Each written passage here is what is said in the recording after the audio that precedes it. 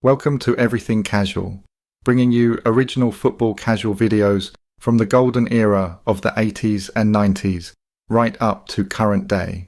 Football away day stories and historic clashes between football firms. Subscribe so you don't miss out. We upload videos every week.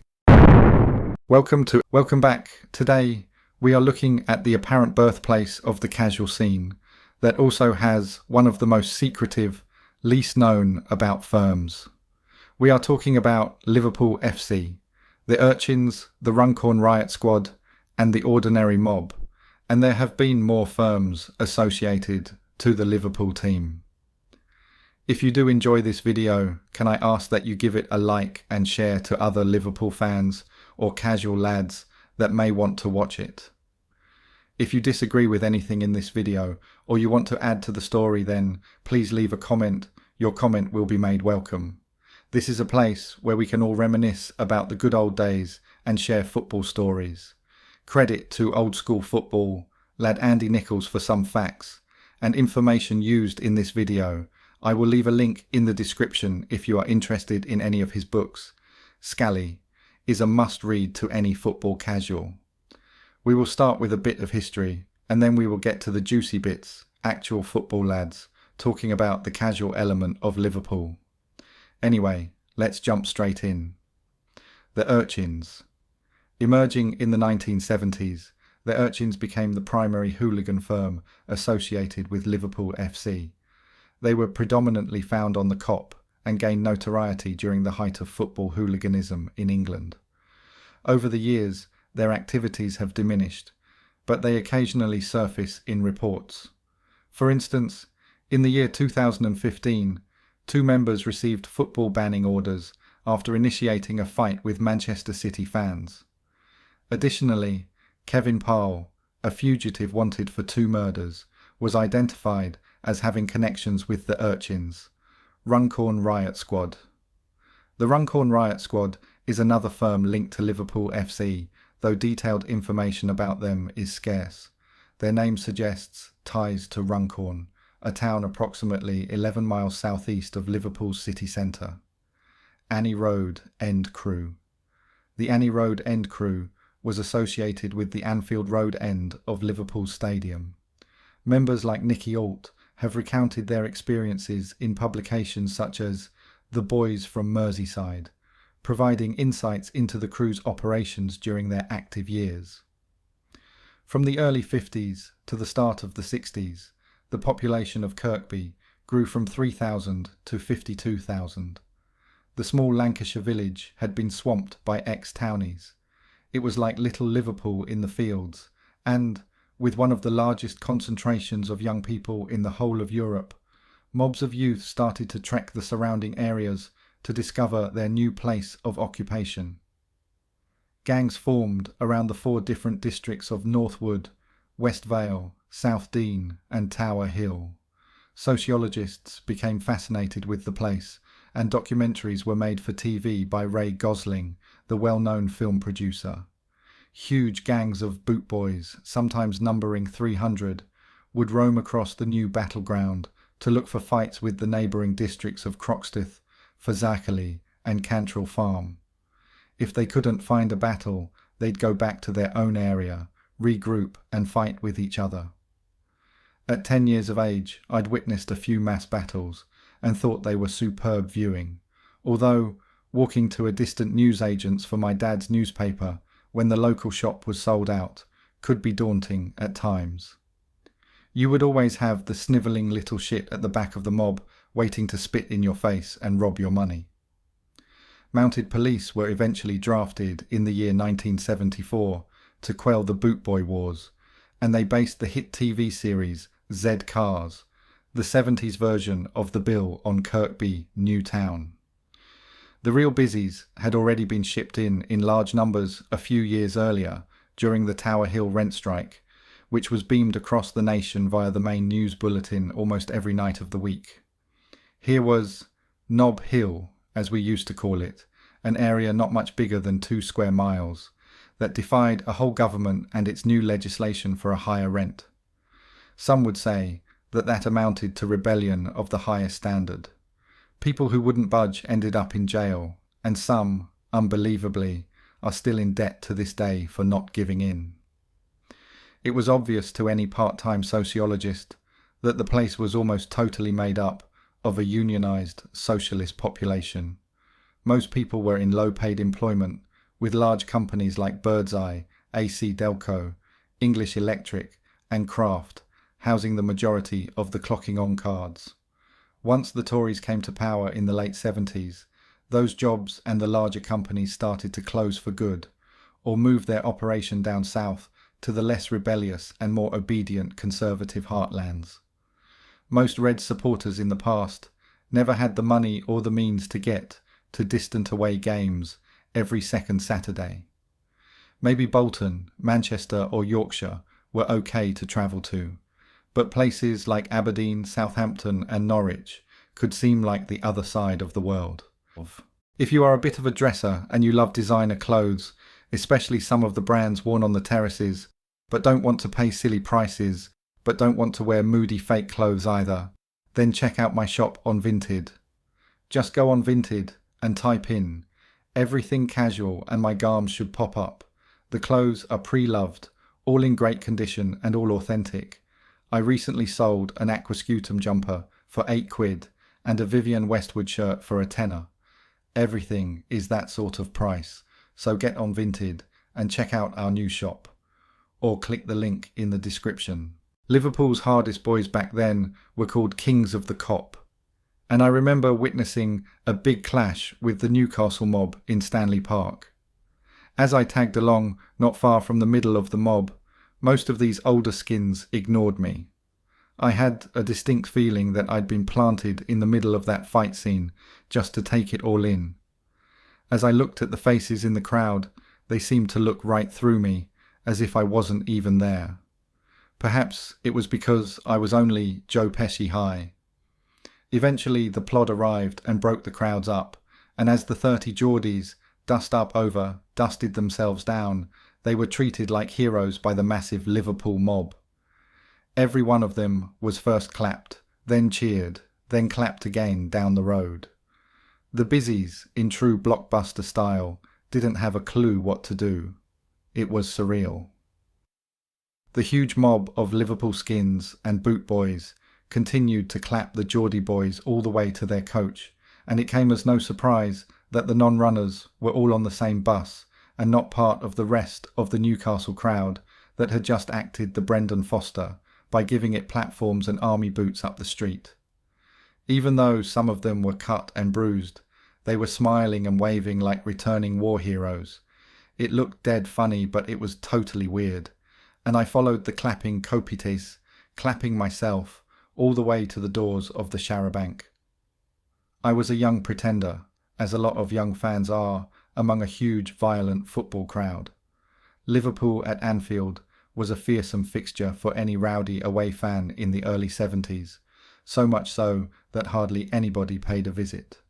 If a mob did arrive, it was like Christmas had come early for the thousands of up-and-coming hard cases who roamed the Anfield streets. At home, the Liverpool supporters were widely acknowledged as the fairest in the league and would clap the opposition team off the field if they played brilliantly. But the same friendly hands that clapped classy, opposing footballers would hand out severe beatings to any opposing fans they might find outside the ground. Nearer to our stadium, which we called the Shrine, Stanley Park separated the hallowed turf from Goodison. It was often referred to as the away fans' graveyard. Coaches from out of town would be smashed up outside the park gates or further down the East Lancashire Road as they passed Norris Green or Kirkby. One ruthless mob of boys, known as the Kirkby Kidnappers, would often leave ammo massed up in a trench near a main crossing, especially when Liverpool were playing a hated rival team like Man United.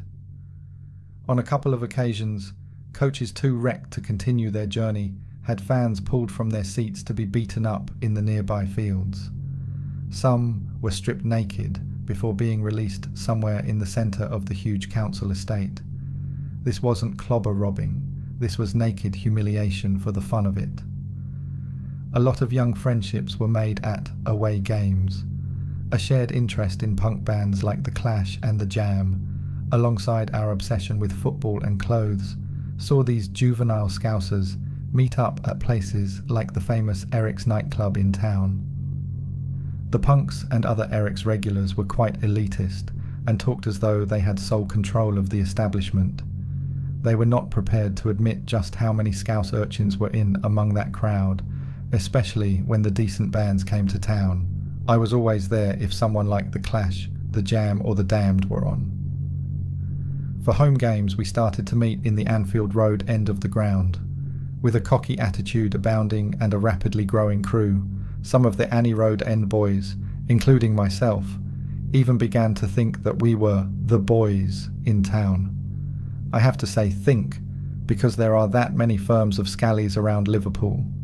Away matches for the Road End boys, meanwhile, were a whole different proposition than Liverpool city centre. For a few years, between 1977 and 1980, we walked around football grounds like we were God's gift to the terraces. We were getting called queers and pufters most weeks, because we dressed differently to other football mobs. When I look back at those brief moments, early doors 1977, I know that we were the absolute beginners in the travel breaks and clobber stakes. We got about 2 years of being totally different from all the other supporters we'd see around the country, before the penny finally dropped for the masses. Everton at the same time had a much smaller, but just as Game Park End mob, and a few of my mates were part of that crew. But the thing is, they never had the team to follow to Timbuktu like us, so they never really developed along the same lines numbers-wise and travel-wise. It's one of the reasons quite a few of those lads travelled away with Liverpool, Scousers only, mind you. The Road End mob and Liverpool's travelling crew were made up of a number of smaller mobs from all over the city. By late 77 and early 78, there were boys like the Huyton Baddies, with Fergos, Benos, Joey Robos and the Fullos, all coming from the Dovecote and Huyton area, along with Homer, Cooper and Barney. There was also the Kensington boys. Then there was a south end of the city firm. There were zappers, pickpockets or dipping teams from Kirkby, Croxteth and Scotland Road.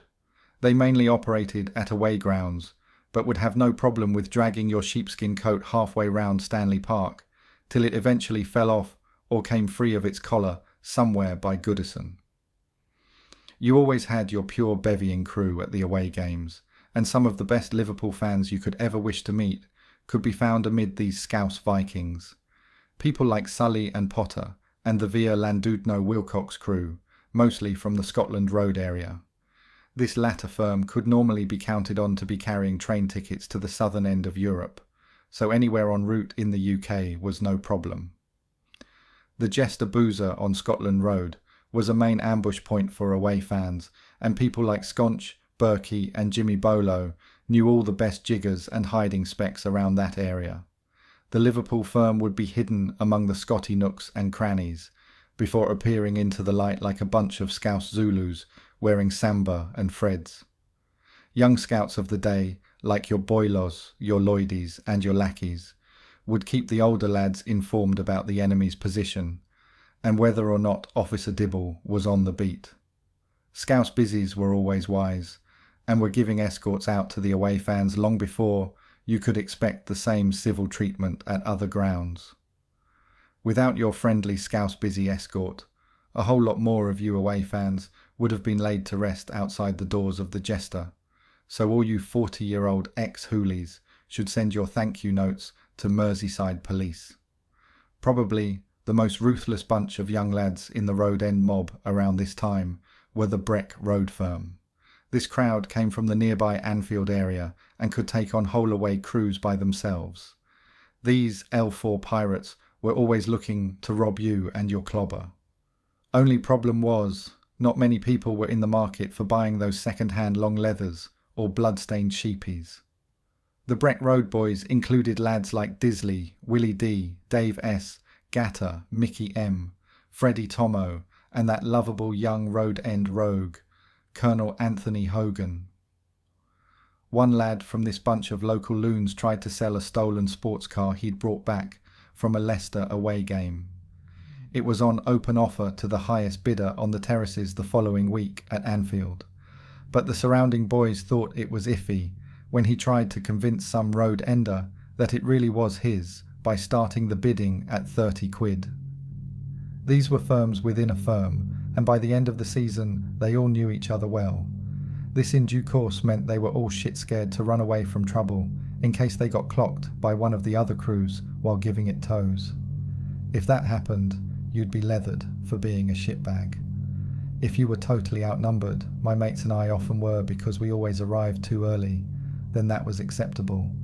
But if the odds weren't too bad, the shame and face up to a whole load of stick at the next game. Some of the closer away games like Stoke, Burnley, Bolton and Blackburn would see grounds and towns almost taken over for the day. Places like Stoke, Burnley and Derby had a reputation among Scousers for being full of women, and a lot of lads actively went out of their way to have a bird at every away game. It was similar to the sailor's mentality of a girl in every port. Some developed serious relationships with girls they'd met at football matches, and one time at Stoke's Victoria Ground, where we'd usually have half the stadium, it seemed like there were ladies galore standing about with the lads. The first busies to patrol the fences separating the two sets of supporters down at the Anfield Road end became well-known characters themselves. The main two were Blackbeard and Flatnose. Their nicknames are self-explanatory really. Blackbeard was an out-and-out hooligan in a plod uniform. He would get stuck right into the home or away fans. It all depended on who was kicking off the most on any given Saturday. Ask an Annie Road ender about any old faces from those seasons, and he'll put Blackbeard right in the mix, as this cop would smack anyone who so much as looked at him for too long.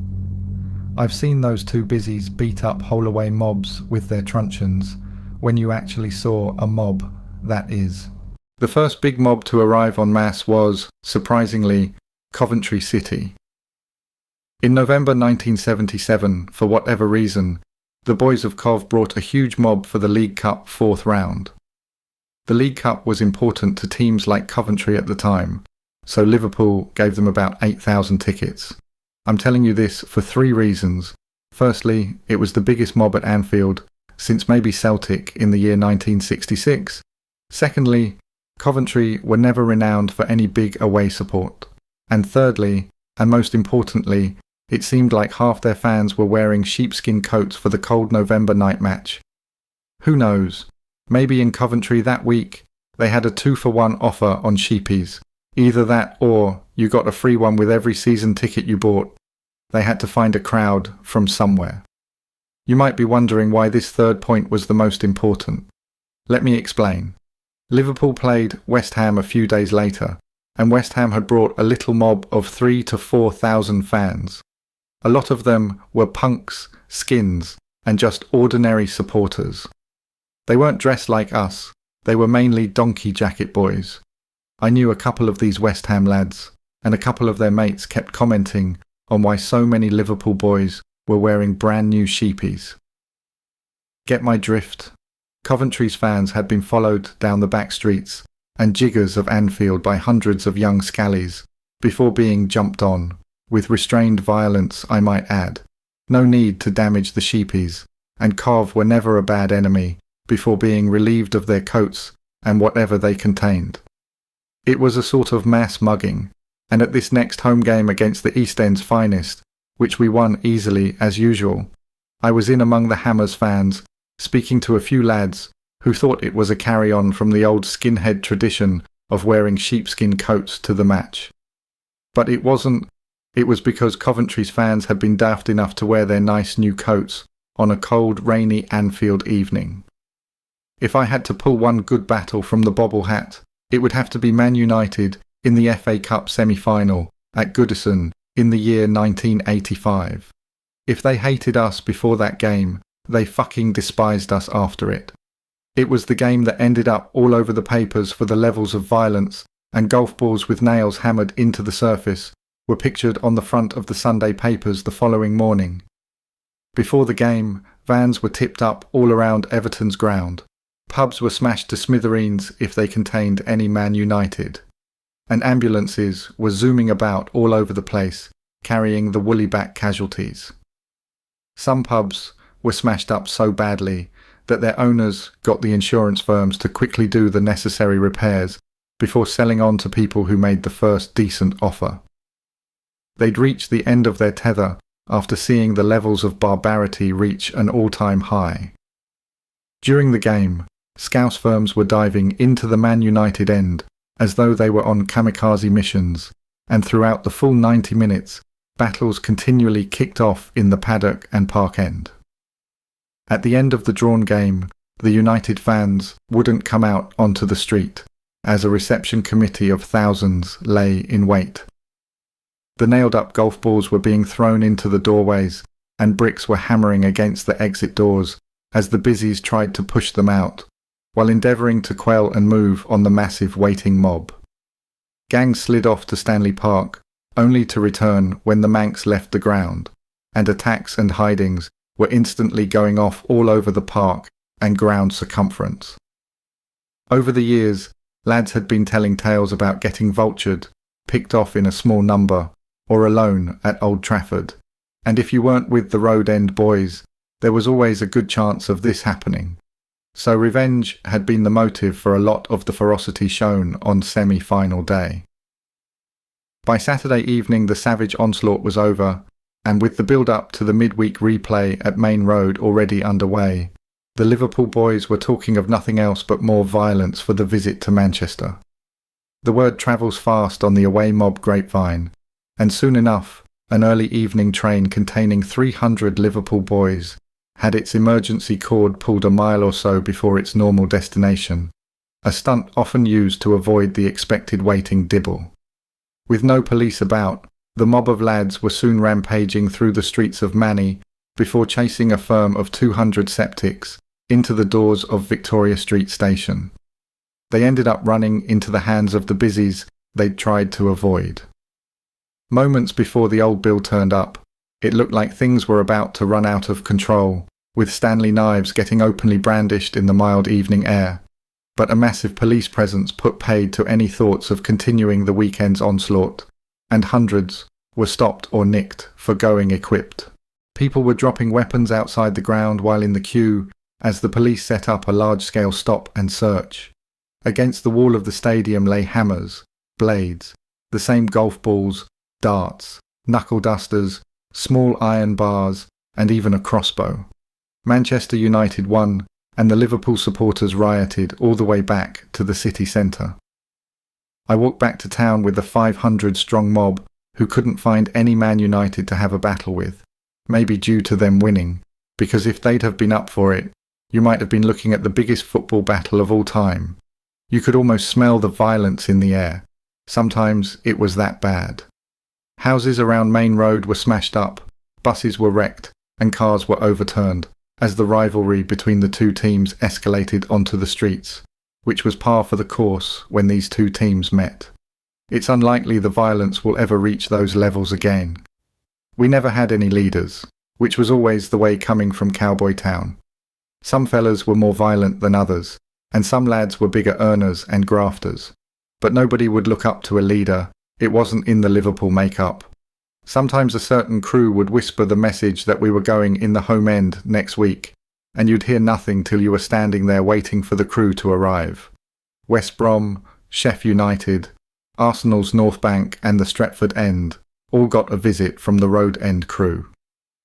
Liverpool had one ruthless, massive firm of young scallies, but from Heysel onwards, in a kicking-off sense, the young Road End firm would never be as angry or as continually numerous as this again.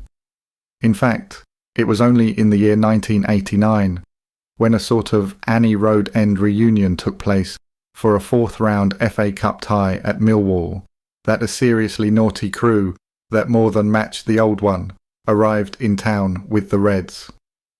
But here we are, in the last few shopping days before Christmas 1980. It's the run-up to a Boxing on Boxing Day clash with United, and, with no choo-choos readily available, For this take your selection boxes to the match day, coaches and cars have to be swiftly organised. Now, if you and your turkey sarnies didn't want to get a hard time at Old Trafford, then you went mob-handed, with the boys, usually by train. It was always the worst ground for getting vultured or picked off if you were alone. If you happened to be in a small group, with say, 2 or 3 other Scousers in a car, then it was on top. Now that was a definite no-no as far as visiting Mankland was concerned. Those septic tanks were never clued up in the clobber stakes, but were exceptionally clued up, probably top of the division, when it came to sussing out a lone Scouser. Clobber-wise, you stood out like a sore thumb, accent-wise, another sore thumb, and hatred-wise, you were absolutely despised, which had something to do with our cocky attitude and the serious success we were enjoying. So basically, it was another sore thumb. In fact, it was the only place on the planet where a Scouser could have 3 sore thumbs. Boxing Day comes, arrive in Manny early, nowhere open. Eventually, our scallied-up driver finds this huge round boozer, shaped like a drum. I think it was called the Drum, but I could be wrong. It was on the main road into Old Trafford. Bevies start getting supped, songs abound, and that Christmassy feel starts to take over. We didn't leave that boozer until an hour before kick-off, arranging for the drivers to pick us up outside the ground at the end of the match, and you just knew that a full-scale rumpus was about to take place. The Dewsbury branch of Bikerman U eventually arrived, only to be greeted at the door with some serious right hooks, so the greedy manager complained and received a pint glass to the head, for which one Scouse lad eventually received 5 years jug. It was jug for jug and getting raucous. Here you had 100 or so of Liverpool's maddest scallywags, and as we walked up the road, it became evident that the reception committee had been pre-warned about our imminent arrival. There were thousands of them. It was about to erupt large scale, as I knew that none of these lads would run in front of each other. Quite a few blades came out of pockets. I've never carried a blade, never would. I always thought, and still think, that weapons were like a magnet for trouble. Blunt instruments like bats and bars, then maybe. But as the Stanleys came out, and with no Christmas turkeys to carve up, the reality that arses were about to be slashed in number fully hit me. Punches and digs were thrown on the edge of the tightly bunched crew, and one Man United scarf wearer who got a little too close got severely knocked out. Anyone who overstepped the mark was instantly jumped on by 5 or 6 Scousers, and quite a few of the frontline boys were boxers, the same 10 or so lads who were always up for a little extra sparring. In the March of that same year, Liverpool had their biggest on-top of all time when they played Spurs at White Hart Lane in the quarter-final of the FA Cup.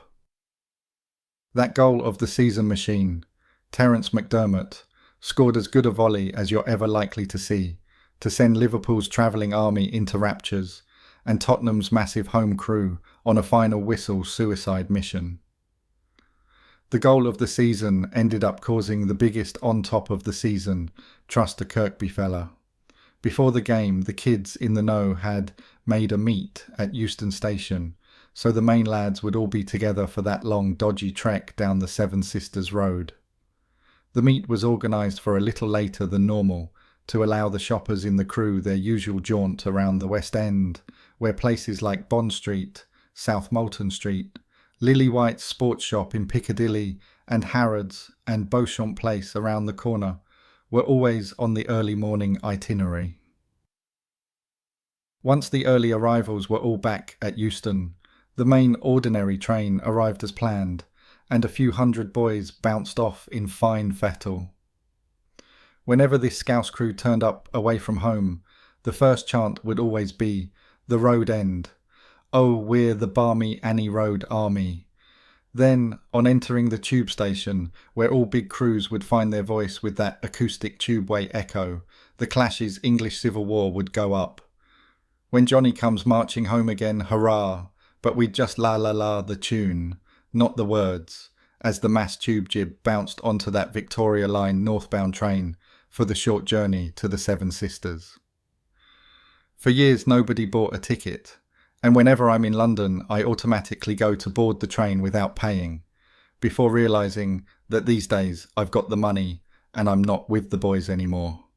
On leaving the station we would run past the guards, and fellas who have now grown up and got coin in pocket have told me they instinctively still try to dodge past the clippies. The old habitual bunk dies hard. Anyone approaching this young road end crew who looked threatening was jumped on and walloped. A few boozers were attacked on the way to the ground, and a few Tottenham boys got leathered. Some scuffles broke out with the local black population, who were not too happy to see this mob of 500 northern urchins running wild down their shopping street. Now, this main crew of road end lads were not usually up for acting the hoolie for no reason. Being hostile and kicking off generally meant we were on a revenge mission, or we were at a ground where trouble was par for the course. Some of the older Liverpool supporters had told a few of the younger lads about the hard time you could get at the Seven Sisters, so Tottenham's reputation had gone a bit before them. First and foremost, this mob chasing and walloping anything in its way was a show of strength crew. From the moment the final whistle sounded, White Hart Lane became on top central. You could sense it as you left the ground, as the London Old Bill kept nobody behind and busily shoved supporters out of the ground. It was as though they'd just about had enough of the terrace tantrums themselves. It was obvious when you hit daylight that half of London's hoolies had turned out. The walk up to the Seven Sisters became the longest some Liverpool fans have ever taken, as attack after attack was launched, while the London Dibble played their part by offering no protection, being heavy-handed with any Liverpool counter-attacks, and basically standing by as one Cockney crew after another tried to land punches or kicks on the Liverpool mob, which was basically too big for its own good. Being too big was always a problem for a crew. Smaller numbers of hardened Annie Road end scallies usually meant a safer day all round. Tottenham had been knocked out of the cup, and a bad result could have a major bearing on the likelihood and severity of attack. Well, Tottenham skins, and any other team's fans who were there that day, gave us the worst time we've ever had at a British football ground. One well-known lad was put through a supermarket window. I, with about 70 others, tried to fight all the way back to the tube station, totally on the back foot. It was hopeless. Every time you fought back, the London busies would give you a slap. If you tried to mingle, it was even worse. Any previous chase to the station or shady battle concerning Liverpool was put firmly in its place that day. Ask any real Red about Spurs in the Cup and he'll tell you the same story. When we did finally reach a seat on the tube, fellas all around were breathing sighs of relief and saying things like, that was a bit iffy. Me and Joey used to laugh a lot during an on-top situation, especially when supporters who didn't usually travel were startled at the home fans' behaviour. We sat down for the tube ride back to Euston and couldn't stop laughing. The year before, just after we'd won the European Cup, Birmingham's St Andrew's Stadium played host to another memorable battle. Their ground looked like it had been nailed together. It was crumbling outside and falling apart at the seams inside. Everywhere you turned you could see the place was littered with ammo. From the moment I entered the terracing, I just knew a large bout of target practice was about to kick off. On one side of the fence, you had a huge blue mob of skinheads, punks and Brummie car mechanics. We always thought that Brummies looked like car mechanics for some heavy metal biker reason. And on our side you had an even bigger mob of young red scallies wedged up and ready to go. Liverpool walloped the Blue Shite 3-0 and one end of the ground turned into a concrete battle as fans tore lumps of the decaying terraces up to hurl at each other. Punks and skins to the left, scallies and urchins to the right. Take your place for the 1978 Midland Concrete Slingers Final. Old stanchions, parts of the roof, and an old T-bar were being ripped out, and the battle raged on and on and on. For so long, in fact, that you were terrified to watch the game in case you caught a slab of concrete in the neck.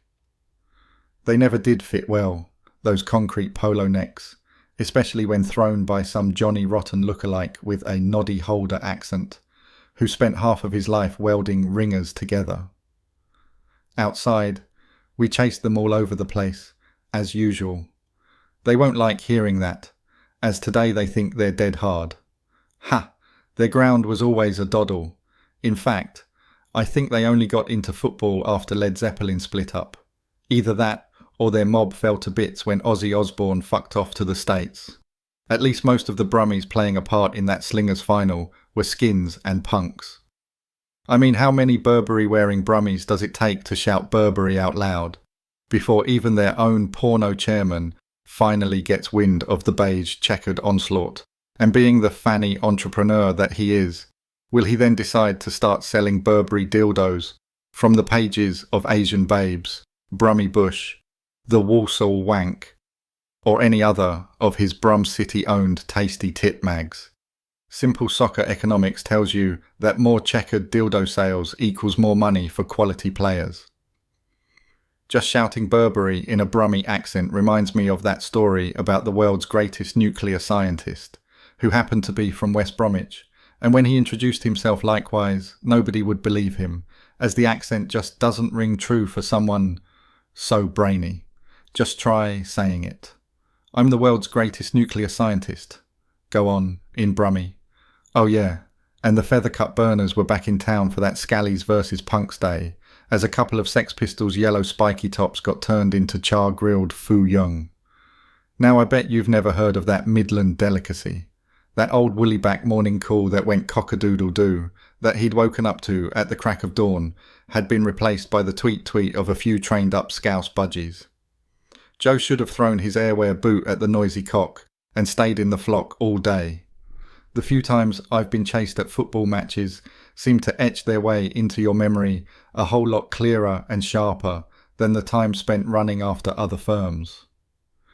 The young Annie Road N crew, due mainly to shame and having a firm of boys that was almost too big for its trainees, never really gave it toes en masse when all the boys were together. So most football firms provided a bit of a brief skirmish before giving it toes when they realised the full strength of the mob. If somebody at the front was flashing a blade, or quite a few were producing their Stanleys, then basically it was goodnight Vienna, confrontation station over. The bad thing about those decorators' daggers was obviously the thousands of stitches they gave out. And the only thing in their favour, if you can understand where I'm coming from, is that they nipped a lot of foot brawls in the bud. Not many gangs carried on fighting when they got a glimpse of a lad introducing Stanley to the crowd, and blade paranoia saved many a lone Scouser's ass from getting kicked when he either produced the said weapon or kidded on that he was carrying one. It was a trick that worked for a good few years, till everyone was onto it. Blade paranoia saved my bacon on a couple of occasions, when I reached inside my keks for the non-existent carpet slicer, before chasing off my shit-scared would-be assailants. It found its way onto the terraces through Scouse grafting crews, who, having found themselves compromised at a number of football games, decided that, with these mobs of vulture-type hooligans continually looking for prey and often sussing out their small Scouse earning crew, they would start carrying the arse rippers as a form of insurance or deterrent. That was part one of the story about the history of the Liverpool FC firms. There is so much more to tell, more battles, more history. This is just half the story. I will see how this video does, and if there is a call for it, then I will put part 2 out. Thank you for taking the time to watch this video. If you subscribe, you will be notified when we release a new video.